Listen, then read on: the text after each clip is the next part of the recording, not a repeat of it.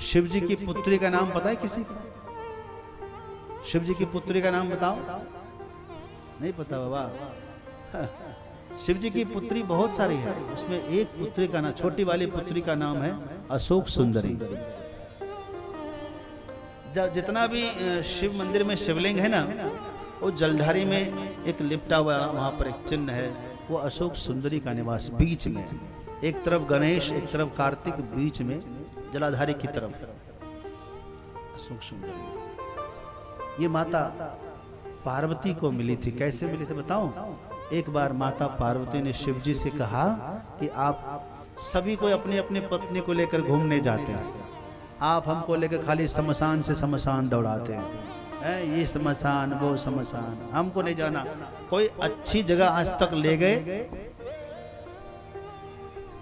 कहते कि नहीं? आप लोग भी कहते होंगे, कोई अच्छी जगह ले चलो भाई। शिव जी ने कहा कि ठीक है चलो, आज तुमको हम अच्छी जगह घुमा के ले जाते हैं। शमशान नहीं ले जाना बाबा? हाँ नहीं ले जाएंगे, चलो। नंदी बैठाए और लेकर गए सुमेरु पर्वत। सुमेरु के पास में यही नंदन वन, ये नंदन जो वन है ये देवराज इंद्र का बगीचा है। इस वन में घुमा शिव जी पार्वती के लिए घुमा। वाह वाह वाह, क्या सुंदर फूल है, क्या बगीचा है, क्या झरना है, क्या सरोवर है।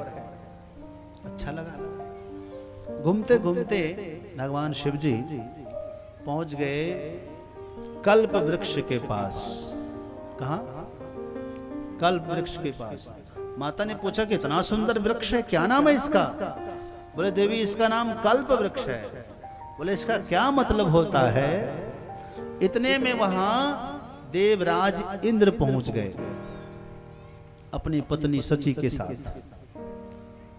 तो भगवान शिव ने कहा कि भवानी लो, जिनका ये बगीचा है वो स्वयं यहां आ गए, अब इन्हीं से पूछ लेते हैं। इंद्र से कहा कि इंद्र तुम ही बताओ भवानी को इस कल्प वृक्ष का महात्म्य क्या है।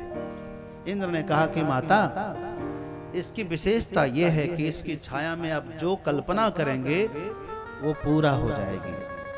अच्छा हाँ, तो मैं जो सोचूंगी हो जाएगा? बोले हाँ। आप पहले आंखें बंद करिए। माता पार्वती ने अपनी आंखें बंद कर लिया। अब सोचिए, जो मन में कामना है सोचिए। माता पार्वती सोचने लगी, मेरे पास तो दो दो बहुएं हैं, दो दो पुत्र है, दो दो पोते भी हैं, कोई कमी नहीं है, सब कुछ ठीक है, लेकिन बेटी एक भी नहीं है। एक बेटी हो जाती है अच्छी सी, प्यारी सी, सुंदरी सी। ऐसे ही सोचा। बोले माता आंख खोलो। आंख खोला, देखा कल्प वृक्ष की छाया में एक सुंदरी सी कन्या खेलने लगी, बड़ी प्यारी सी दम। माँ को बड़ा अच्छा लगा, हृदय से लगाया, खूब लाल लड़ाया। उसी कन्या का नाम रखा अशोक सुंदरी। सुंदरी तो है ही है, माता का शोक दूर कर दिया तो वो हो गई अशोक सुंदरी। बड़ी हुई। उसी का विवाह नहुष से हुआ। राजा नहुष बड़े प्रतापी, कह रहा हूं ना, इतने अच्छे न्याय प्रिय थे कि स्वर्ग में इसको एक बार देवराज इंद्र की पदवी पर बैठा दिया, लेकिन इसका दिमाग खराब हो गया वहां जाकर के। इसकी बुरी दृष्टि पड़ गई इंद्र की पत्नी शची पर। ये चाहता था कि शची मेरी सेवा करे। शची तो पतिव्रता है, ऋषि पुलोमा की पुत्री है, वो क्यों करती सेवा? महाराज जी नहीं आई, लेकिन इसने कहा मेरी आज्ञा है, आना होगा। गुरु जी के पास गए, गुरु जी बचा लो, कोई उपाय।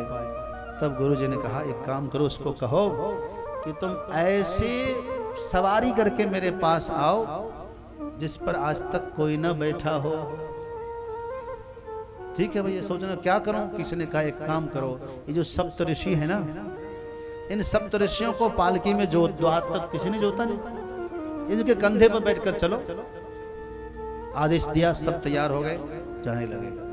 अब इसको काम वासना बढ़ी, एकदम कुछ दिखना नहीं लगा। ए बुढ़े बुढ़े लोग कहां से आ गए? अरे धीरे धीरे क्यों चलता, जल्दी जल्दी चलो। संस्कृत में शीघ्र चलने को सर्प कहते हैं। सर्प तो सर्प सर्प कहने लगा, और कहते कहते अगस्त ऋषि के माथे पर इसने एक लात मारी। तब अगस्त ऋषि जो बहुत पुराने ब्रह्मा जी के पुत्र श्राप दिया है, मुझे कहता है सर्प सर्प, मैंने तुझे इंद्र बनाया था, जा तो भयानक सर्प बन जा, अभी के अभी बन जा। भयानक सर्प बनकर धरती पर गिरा। भगवान श्री कृष्ण के स्पर्श से उसकी मुक्ति हुई। भैया कोई कितना भी महान हो जाए क्यों ना, भगवान की इच्छा होगी ना तो मच्छर को भी ब्रह्मा बना देते हैं और ब्रह्मा को भी मच्छर से तुच्छ बना देते हैं। अभिमान नहीं करना चाहिए। मस कही करही बिरंचि प्रभु अजहु मसकते ही, अस विचारि तज संशय राम ही भजहि प्रभु।